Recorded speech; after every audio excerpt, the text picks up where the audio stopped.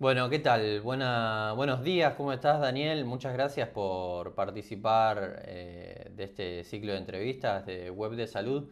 Y un poco para empezar me interesaba presentarte, pero también que vos te puedas presentar también. Digo, porque sos urólogo, estás a cargo de las cirugías de reasignación de género en el Hospital Provincial del Centenario. De alguna manera eso vehiculizado por la Secretaría de Salud de la Municipalidad de Rosario. Y además sos docente de la cátedra de urología de la Facultad de Ciencias Médicas, ¿verdad? Exacto, buen día Sebastián, muy agradecido por la entrevista tuya y bueno, la presentación ya está a cargo tuyo.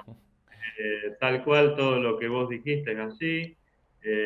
Como especialista soy urólogo dentro de mi estudio, de mi especialidad. Eh, Trabajo en el Hospital de Emergencias, en el Roque Sáenz Peña, en el CEMAR, y con respecto a lo que es las cirugías de reasignación de género, eh, estoy encargado ahí en el Hospital del Centenario. A su vez, soy docente de la cátedra de urología para la Facultad de Medicina, también ahí en el Centenario. Bien, Daniel, ¿cuánto hace que estás haciendo este tipo de cirugías? Digo, porque en todo caso vamos a empezar a hablar de eso ya lisa y llanamente. ¿Cuánto hace que estás realizando estas cirugías? Realizando estas cirugías desde ya por el año fines del 2014-2015, que vino Guillermo Macmillan aquí al Hospital Provincial del Centenario a realizar las dos primeras cirugías. Vino invitado por el jefe de servicio, el doctor Lelio Seno, y a mí me interesaba empezar a formarme, a meterme en ese tema, y qué mejor que aceptar la invitación que me hizo Lelio para poder ayudarlo en las primeras dos cirugías que él hizo aquí en el Centenario. Así que junto con el doctor Gustavo Delgado lo ayudamos en las primeras dos cirugías, muy conforme desde ya, todo una novedad para lo que era la ciudad, y más que conforme con la invitación que me hizo Macmillan de poder ir a capacitarme con él allá a Chile, al Hospital del Trabajador en Valparaíso, y a partir de ahí, hasta el día de hoy, tengo un lazo más que estrecho con Macmillan, con su esposa Perla Junge, y, y así se inició todo con una seguidilla de viajes allá, y operándolo en un inicio, ayudándolo a él, y después teniendo el inmenso honor de que él me ayude a mí a operar sus pacientes allá. Así Digo, se nos inició. referimos a Guillermo Macmillan, que es uno de los pioneros de alguna manera en este tipo de cirugía en todo el mundo, ¿verdad? Exactamente. Sinceramente, no sé si hay alguien en el mundo que tenga la cantidad de pacientes operados que tiene él, de chicas, de chicos trans. La casuística que tiene él es impresionante. Bien, ¿y de qué se trata este tipo de operaciones? Vos en particular, ¿cuáles son las que realizás y si nos puedes contar un poco cómo son? Yo en particular lo que opero son a las chicas trans, los trans femeninos. O sea, sería la conversión de una persona genotípicamente hombre, modificar sus genitales para crear y modelar una neovagina, un neoclítoris, con la posibilidad de mantener actividad sexual a través de dicha neovagina, poder modelar su uretra para que puedan orinar sentadas, y quedan con las características externas totalmente semejantes a una mujer, in, imposible de diferenciar. Bien, ¿cómo es un poco técnicamente esta operación? Perdón, ¿cómo es un poco técnicamente esta operación, Daniel? Bien, técnicamente consiste en colocar a la paciente en posición ginecológica en la camilla, lo que sería con las piernas elevadas, y eso se hace con unas pierneras, fundamental almohadillar muy bien el hueco popliteo, la parte detrás de la rodilla, porque es una cirugía relativamente extensa, alrededor de 4 horas, y eso, si no se almohadilla bien, puede dejar alguna secuela a nivel de la marcha, del caminar o molestias a nivel de las piernas. Una vez que la paciente está muy bien posicionada, lo que se hace es técnicamente se corta un flap, tipo una ventanita, en la piel del escroto, de la bolsa donde están alojados los testículos, y eso se despliega hacia abajo, y hacia arriba lo que se hace es cortar por la cara ventral, por la parte inferior del pene, la piel hasta la punta. Entonces se despliega un flap superior y un flap inferior, y eso va a ser lo que después suturado se invagina y va a armar el tubo neovaginal. Liberados los dos flaps, acto siguiente se libera la uretra, que sería el conducto por donde uno orina, que después se va a reubicar en una posición anterior. Posterior a la liberación de la uretra, se seccionan los cuerpos cavernosos, que son los cuerpos eréctiles que le dan la potencia o el potencial eréctil al pene. Eso se secciona, y cuando se los extirpa, se los extrae, se mantiene lo que es la bandeleta superior, donde va el complejo neurovascular que le da irrigación y sensibilidad al glande, que sería la punta, el extremo distal del pene. Eso se lo preserva porque posterior a todo eso se modela el neoclítoris, un neoclítoris tallando una cuña en el borde superior del glande. Entonces eso es lo que le va a dar a futuro la sensibilidad y la irrigación a ese neoclítoris. Extirpados los cuerpos cavernosos, modelado ya el neoclítoris, se comienza a tallar el espacio donde iría ubicada la neovagina, que ese espacio va a ir entre lo que es la cara anterior del recto y la cara posterior de próstata y vejiga. Ese es el momento más álgido de la cirugía, porque si uno no entra en un buen plano, que el plano anatómicamente sería a través de la fascia de Denon-Villiers, que es el nombre específico. Si uno entra bien en plano, se hace una muy buena separación, una muy buena disección, con un mínimo sangrado. Ahí es donde, por eso te digo que es la parte más álgida, porque si uno no va bien por el plano, si te vas un poquitito para abajo, hacia posterior, podés lesionar el recto, y si te vas hacia arriba, hacia anterior, podés lesionar próstata, que da sangrado como complicación, o podés lesionar la vejiga y te da una fístula vésico-vaginal con futura pérdida de orina. Modelado ese trayecto donde iría posteriormente la neovagina, se lo deja haciendo hemostasia con unas gasas embebidas en vaselina, se sutura todo lo que es el tubo neovaginal con lo que es piel anterior y piel posterior de pene. Suturado eso, se lo invagina, se modela la uretra, se modela el clítoris, se lo ubica cada uno en su posición, y posteriormente se abre un flap en la cara anterior de la vagina para exteriorizar el meato uretral, el neoclítoris, el introito, y se modelan los labios menores. Posteriormente se tutoriza la neovagina con unas gasas embebidas en Pervinox y una vaselina con un antibiótico específico que es cloranfenicol, y se suturan los labios externos. Todo eso nos llevó alrededor de 3 horas y media, 4 horas y algo, y,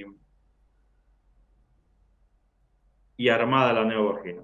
Bien, o sea que Algo es una operación, digo, bastante compleja, ¿no? Digo, no es, aparte de las más comunes en la cantidad de las que se practican, me imagino. La verdad que sí, es de una complejidad importante.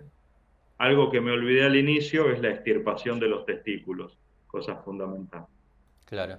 Y pienso, este tipo de operación que por ahí relatada, no sé, a uno que no es específicamente del campo médico ni de la cirugía, digo, resulta un poco cruenta. ¿Es muy, lo es en relación a otro tipo de cirugía o se puede homologar a cirugías más comunes? Quiero decir, si es tan radical para el cuerpo, digo, para la biología de la persona, como parece en tu relato.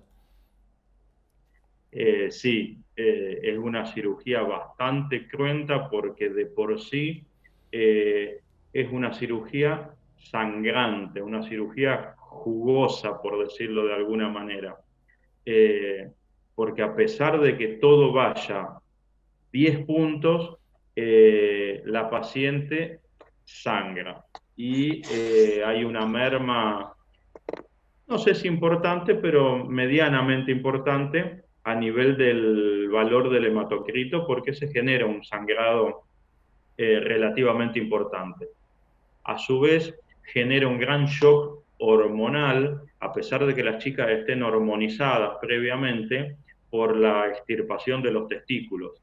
Eso al cuerpo le genera una deprivación a modo shock violenta de el flujo de testosterona que estos producen, por lo cual en los primeros 15 a 20 días todas las chicas bajan unos cuantos kilos de peso, porque es una cirugía que genera un catabolismo importante, le genera al cuerpo un gasto importante de energía, el acto quirúrgico en sí y después el postoperatorio, que a pesar de que el postoperatorio, propiamente dicho, dentro de la institución hospitalaria o sanatorial, no son más de 3 a 4 días máximo, la recuperación en casa con todo esto, las curaciones, les lleva un desgaste al cuerpo. Es una cirugía, volviendo al inicio, bastante cruenta y sinceramente no creo que sea homologable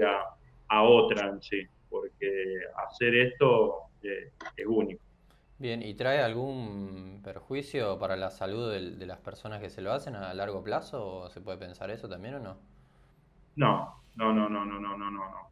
En sí, ponele una persona que se hace una banda gástrica o un bypass, podría tener alguna merma en la ingesta de proteínas o en la absorción de proteínas, pero esta cirugía no le va a traer ningún inconveniente a futuro, ni mucho menos. Bien. Y te pregunto, ¿qué vos contabas se lo haces a mujeres trans? Pienso también esto de que la cirugía, digo, para dejarlo en claro y de última te lo paso a vos para que lo expliques, pero es solo un paso más en tanto un proceso y también es solo una parte, digamos, de este proceso, ¿no? Digo, hay acompañamientos de, como vos decías, de hormonización, entiendo que también psicológico, digo, se hace un acompañamiento más integral de las personas. Sí, sí, totalmente. Esto sería la frutilla del postre. Es la etapa final de todo un largo y gran proceso de, de modelaje o de transformación de estas chicas.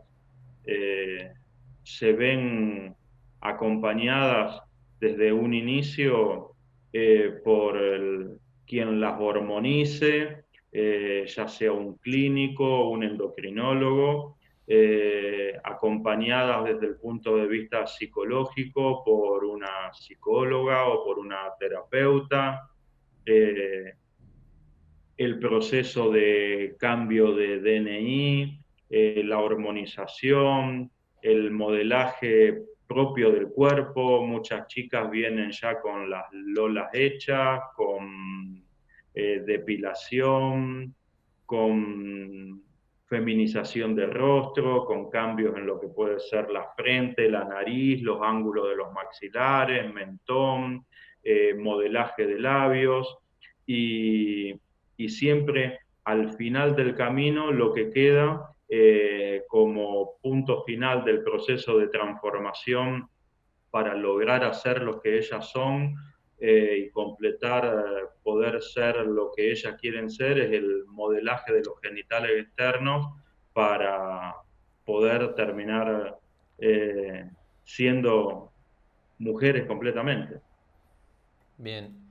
Y en ese trayecto, digo, donde vos decís que esta operación es de alguna manera el punto culmine, ¿qué devolución hacen las pacientes que recurren a esta operación en particular? Que bueno, es la parte de un proceso, pero sin lugar a dudas es como de alguna manera, al menos a mis oídos, es como la más radical de alguna manera, ¿no? Porque implica un cambio en el cuerpo que es irreversible y que, bueno, cambia una característica que es como los genitales, que, bueno, no sé, nos acompañan desde siempre. Digo, ¿qué dicen estas personas que se someten a este tipo de cirugía, que se hacen este tipo de cirugía? ¿Qué resultados en su vida tienen y en función de la cirugía, digo? Como devolución de parte de ella, desde ya totalmente agradecida. Uno eh, involuntariamente se termina convirtiendo en un dios para ella o en su ídolo, porque sos la persona que termina transformando todo lo que ellas, transformándolas a ella en todo lo que ellas querían ser y lo que me dijo una de las chicas que operé, que es de los más fuertes, que ella no tenía tapados los espejos en la casa porque no le gustaba verse o no podía verse como se veía, con pene y testículos, y que después de estar operada la sensación de ella es que le habían extirpado un tumor, que ya, y eso es muy común dentro del diálogo con las chicas, muy común dentro de las historias que de todas, en que ven a sus genitales masculinos como una tumoración, como algo parte del cuerpo que no se sienten ser. Entonces, hay un libro de Adrián Elien, que Adrián Elien es un psicólogo de Buenos Aires, que se llama Cuerpos Equivocados. Y sinceramente lo que ellos muestran en el libro es la historia de las chicas que están metidas en un envase equivocado, nacieron mal, por decir de alguna manera, dentro de un estuche en el cual no son. Y volviendo a la pregunta que me habías hecho, nada, todo agradecimiento, muy conformes con la cirugía, muy conforme con los que son. Obviamente, alguna estará